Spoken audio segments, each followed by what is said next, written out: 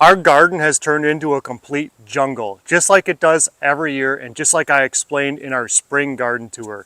It's about a month ahead of schedule and I can't wait to show you all the abundance and all the different crops and our gardening style and everything that's going on right now. I just had to make another video to show you how well things are going. We're just really blessed and thankful to have another good garden once again. From where the chickens are over there, it's 20 feet to this path, 20 feet deep, and 20 feet over there to the end of the garden. Here's a little bit better perspective of the garden. This is the north side. Let's start the tour there and work our way down to the chickens. On the north side of our garden, we have these cattle panel trellises. We have 3 of them, one here, one in the middle, and one over there on that side. What I typically like to use these for are heavier vining crops such as winter squash. This year we're doing a lot of spaghetti squash. Last year we did a lot of butternut squash. We kind of switch it up depending on what we feel like eating, and this is working out pretty well. There is nothing new about using cattle panel trellises in gardens. People have been doing that for a very long time. We like to arch them. It not only looks nice, but it gives a lot of space underneath the cattle panel trellis, and instead of just using it as a walkway, I planted small 4x5 little mini raised beds that are 6 inches off the ground, and underneath them I can plant things like carrots, which is what occupies this bed right here. One of the reasons why we can grow so much food is because we compact food together and we grow a diverse amount of species in our garden. We don't garden like normal people where this raised bed is for potatoes and this raised bed is our carrots and our lettuce goes over here. We combine everything, we mix and match, we put everything where it fits. If there is 6 inches of space, I'm putting a plant there. I think the reason why it does so well is because of the diversity we have in each bed. I really think that helps with pests. I think it makes the garden look great, and I think it's a more natural approach to gardening rather than having these micro monocultures in all the different sections in our garden. Is it harder to manage? It depends. We kind of have it dialed in now. However, if you're a beginning gardener, it might be difficult to manage because now you're not sure which plant goes where, which plant should be planted together, which one should not be planted together, which ones help reduce pests. It's kind of a whole thing you have to figure out, but we figure that out not by watching YouTube videos. I figure that out with experience of doing this for several years. And on the far north side of the garden, we have a really simple setup of grow bags with potatoes in them. It's really easy to harvest. You just dump them into a wheelbarrow or on a tarp. We also have grow bags here instead of raised beds or something else in case we need to access the septic tank, which I'm currently standing on. And this little raised bed right here, this 4x5 with the arch trellis going over it, this is our green beans. And our green beans are rattlesnake green beans. They're an heirloom that we save from year after year. They grow to about 6 to 8 inches long. That's when you want to harvest them. They start off looking purple, and then when you cook them in a pan or whatever, they actually end up turning green, and they taste really good, and we love having them because they grow in great abundance. And so we've got green beans growing over the top. Below, I just planted broccoli because in another section of our garden, we already harvested our first harvest of broccoli in June, which is crazy because we live in Wisconsin zone 4, and typically having a broccoli harvest in June is really early. Usually it's July before we plant our second crop of broccoli. We also have marigolds in here. Some have bloomed, some have not, and we have a zucchini plant that got heavily attacked by pests, but it's coming back, and I think it's going to turn out just fine. So just in this one small raised bed, we have green beans, broccoli, marigolds, flowers for pollination and pest control, and then also we've got some zucchini that hopefully will be growing soon. In this last arch trellis, we have our winter squash. We're doing all spaghetti squash here in this garden so they don't cross-pollinate with other types. And then down below, we have celery. We like to grow at least 1 celery plant per week that we take out of the freezer throughout the year. And in addition to the celery and the spaghetti squash that you see here, we have a sweet pepper plant, petunia, marigold, and 2 broccoli plants that I just started a couple days ago in here from seed, which we started inside. So there's lots of places you can grow green beans in your garden. You can grow them on the arch trellises like you saw, but we can also grow them on 4-foot field fencing like we do here. It's 2 inch by 4 inch welded wire. Then I put marigolds down here. We have what's called a little mini raised bed in between the log border of the garden. Then I just put a board back there just to separate the soil from the wood chips. Our entire garden has wood chips where you want to walk and access the crops. We're still on the north side of our garden. You're in the middle walking path facing north. I'm facing south. The green beans I just spoke about over there and the arch trellises are behind me. Just to give you perspective, this is a 4 by 10 raised bed. And I love this raised bed because there's a lot going on here. And it didn't start off so well, but eventually it got better over time. We fail a lot as a homestead with certain things in our garden. I think people look at this garden and they say it's so green, it's so lush, and it's so abundant, and you're right, it is, but that's because we're no-nonsense gardeners. If something doesn't work out to the best of its ability, I take it out and put something in that will. Let me show you an example of that. About 16 square feet of potatoes, 4 feet this way and 4 feet that way. There were no potatoes here just a little while ago. Instead, we had a salad mix that only grew about 3 or 4 inches. We weren't satisfied with it. We knew it wasn't meeting its potential. I took it out, and what better to grow than potatoes? Something that's simple, something we eat a lot, something that's easy to preserve. Next to our potatoes, tomatoes. I know people say don't grow tomatoes next to potatoes. We do. It's always worked out. We haven't had a problem yet. If we do have problems, then we'll stop. But these are Picus Roma tomatoes. That tomato is going to be well above the cage. We buy extra large sturdy cages for these types of tomatoes. They're a bush tomato, so they're determinate. We have another Roma tomato over here, another Roma tomato over here. All the same kind, Picus tomatoes. We've got petunias for pollination that are coming up nice, as well as some celery that we intercropped here. A sweet pepper right there, more petunias, marigolds, zucchini over here, marigold, marigold, marigold, sweet pepper plant over here, marigolds in the corner, and this is what it looks like as an entire raised bed. 4 by 10, we've got multiple things growing in there, 6 or 7 different crops, and it's all doing really well. These 2 middle raised beds on the north side of our garden are just strawberries. They're meant for strawberries. We like to keep strawberries by themselves since they like to take over and don't do so well with other crops. They can, but they tend not to. We also have some petunias for pollination and marigolds. They've already flowered and given us quite a bit of fruit, and now they're to the point where they're sending out runners to establish new plants in the years to come. This bed right here is another 4 by 10 raised bed with lots of diversity. Let's dive in and take a look. There are some things I like to keep together and some things I like to diversify. Carrots I like to keep together as they are right here. I usually put them on the end of raised beds, typically where I have additional space. Carrots are great for filling in space. Then I have potatoes. Let's talk about these. I am not a big fan of putting potatoes in raised beds. I like them in grow bags or directly on the ground with leaves or hay on top. However, these potatoes are here because we planted beets that never came up. If something doesn't do well, we take it out or we figure out a way to make the space productive for us. Then again, we've got another Roma tomato over here. We expect that to do very well, as it already has. Remember, we're in Wisconsin, so we plant a lot later than most of the people probably watching this video. Down here, we have a great big zucchini. A lot of our zucchinis are not doing super well this year. We did have a problem with pests, but I think we managed all of that. Sweet pepper, petunias, marigolds. I just planted these broccoli plants right here like 2 days ago, so they're very young. We've got some basil right here. And then we've also got, again, pollinators over here. This is one of my favorite raised beds. This is a Florida weave system with 6 Roma tomato plants right here with the rope weaving around each plant, securing it as it grows up. It's a cool little bed because it's about 12 inches wide and it goes from this post to that post, so you can tie off the rope. It's like anchor rope for a boat or something. And then it goes over to this post right here, and that's going to support these Roma tomatoes to grow up so we can harvest them later on in the year. Let's move on to the south side of our garden. As you can see, it completely has turned into another jungle, just like it has in years past. I mentioned this in a prior video, but I like to grow green beans in pretty much any place, especially if it doesn't require a lot of really good soil, because green beans do well by adding nitrogen to the soil. They're nitrogen fixers. They don't rob it, they add to it. So I've got 4 foot of field fencing right here because I ran out of 5 foot of field fencing. So that's why you'll see the beans are slightly lower. And then it goes over about, I would say, 18, 19 feet is the entire width of all these green beans. So it goes from 4 foot up to 5 foot. And then what I do is I take my scissors and I just top them off. So they're not growing tall and flopping over. They're more productive if you cut them off.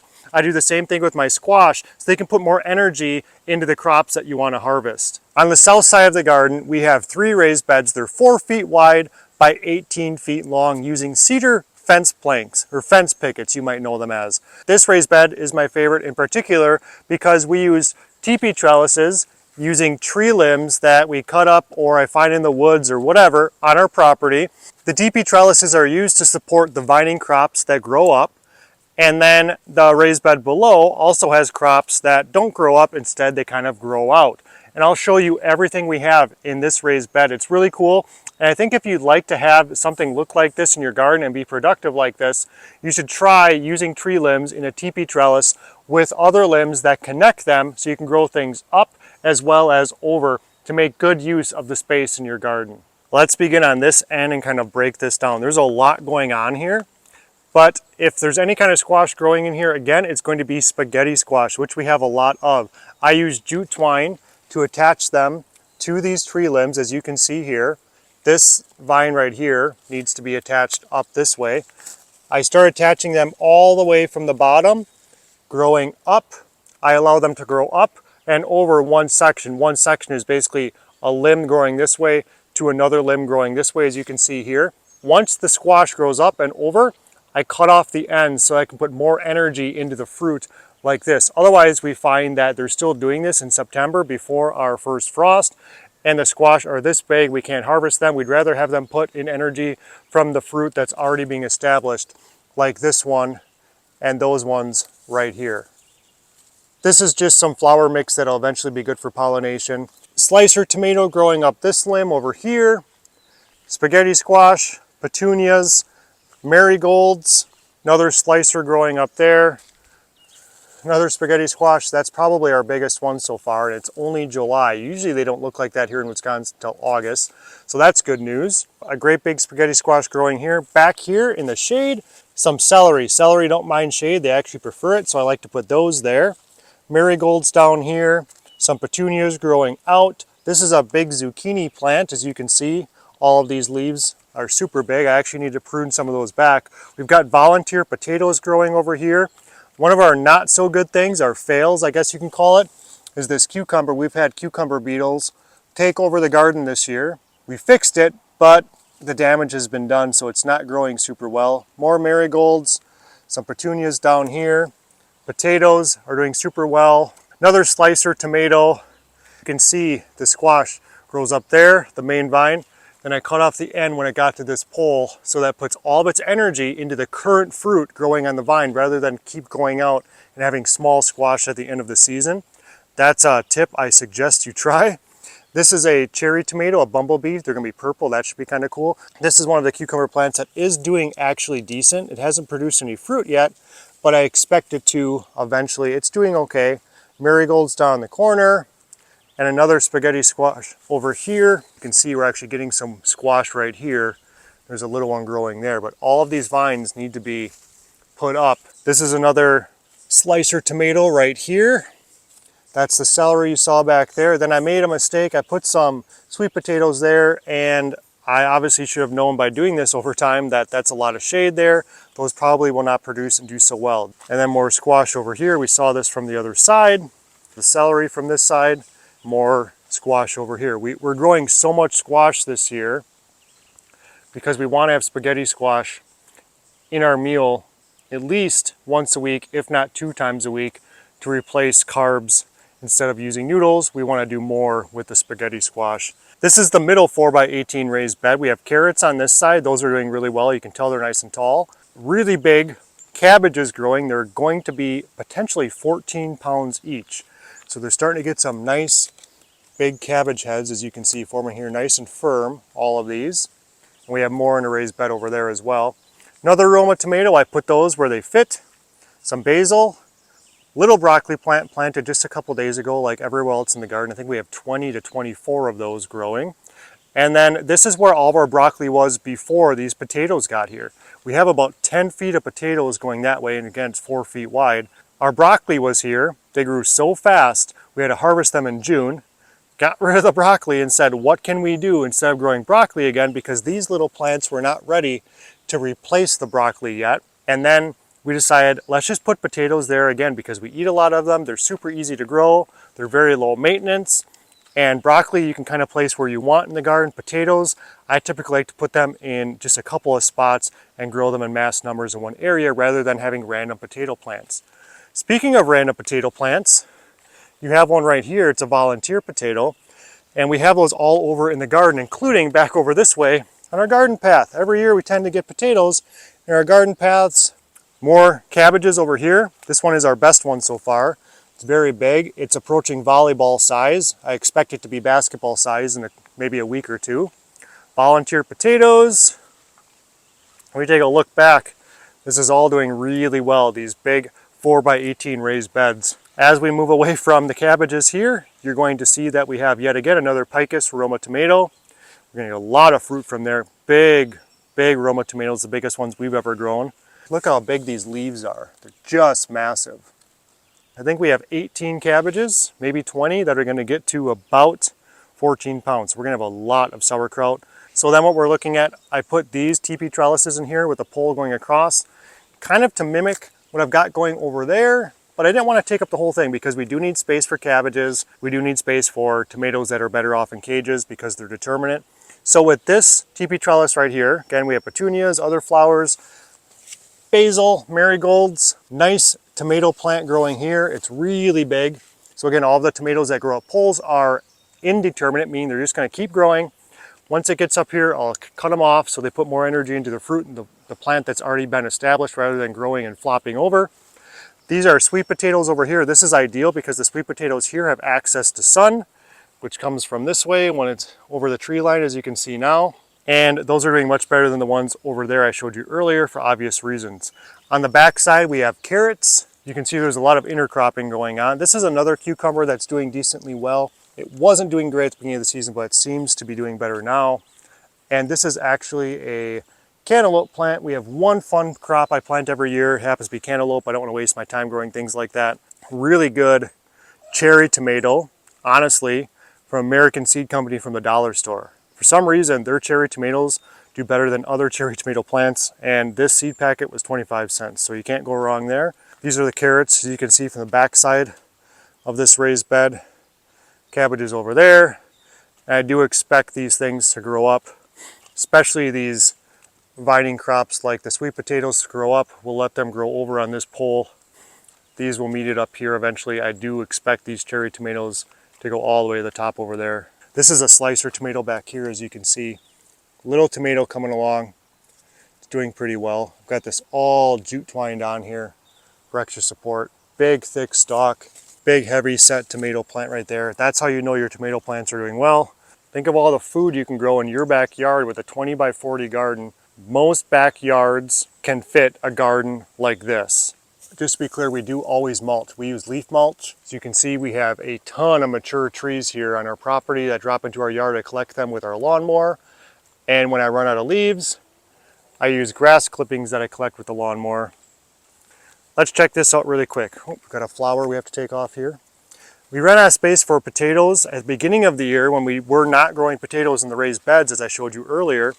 So I put them here in our chicken run. I just blocked off 6 feet by 6 feet. I did that so the chickens obviously could not bother the potatoes, but all I did was I cleared away what was there, like broken down mulch and leaves and things that we allow the chickens to compost for us, and then put a whole bunch of potatoes down, then cover them with leaves again, and then they grow up. Permaculture chicken. Chickens feed the garden with compost. The garden feeds the chickens with anything that we're not going to be eating personally from the garden.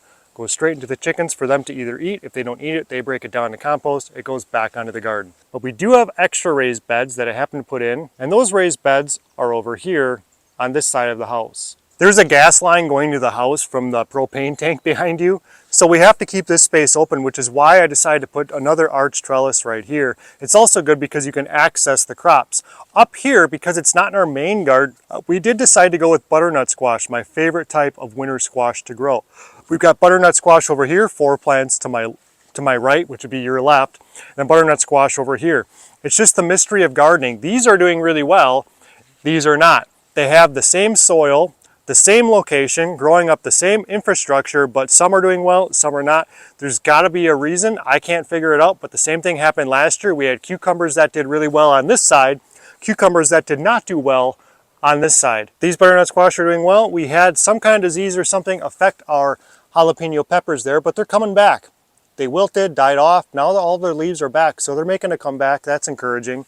These are sweet potatoes. We're on the south side of the house. It gets a lot of radiant heat off the side of the house. It reflects, so we're expecting really good sweet potato production. Last year we grew this in the main garden in a raised bed. This is just a teepee structure that you use for cooking over a campfire. So we put a fence on it, this wired fence, and then we're allowing the sweet potatoes to grow up that fence right there. Some of them will not, some of them will just drape over this raised garden.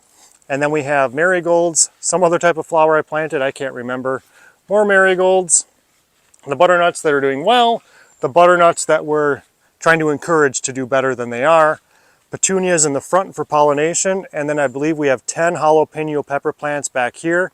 A lot of heat on this side from the house. We expect the jalapenos to do better than they are. More rattlesnake green beans, again, once they get to the top, we snip them off. We have about 8 feet of green beans growing back here. I had so many extra beans, I didn't know what to do with them. I was giving them away at work. And then I decided to put these here. I nailed this piece of wood on here. It's basically just a 2x2, it's for deck railing. Then just took zip ties to fasten on this wired fence I had to pull from some other area on our property just to give this a place to go. And we expect these beans to do really well. The flowers are just starting to come on there. We created this channel to encourage people to simplify their lives, to get into homesteading. Yes, we do a lot of gardening content, but we do other things here as well. Because we love homesteading, we believe it is the best way to live. We would encourage people to start homesteading, and this is a good way to do it. Just simply with raised beds, start with that. Get a few chickens. You'd be surprised at how much success you can have in your first year. We want people not only to get into homesteading, but to continue doing homesteading and not give up on it, not be overwhelmed. So maybe you start with 1 raised bed, maybe 2, 3 or 4 chickens, call it good for the first year. Develop your skills on a micro level and keep on expanding, because homesteading is scalable. It can grow, it can shrink depending on your needs and your situation. Thanks for watching. I hope you learned something about this garden tour that you can apply into your lives, into your garden on your homestead. Take care.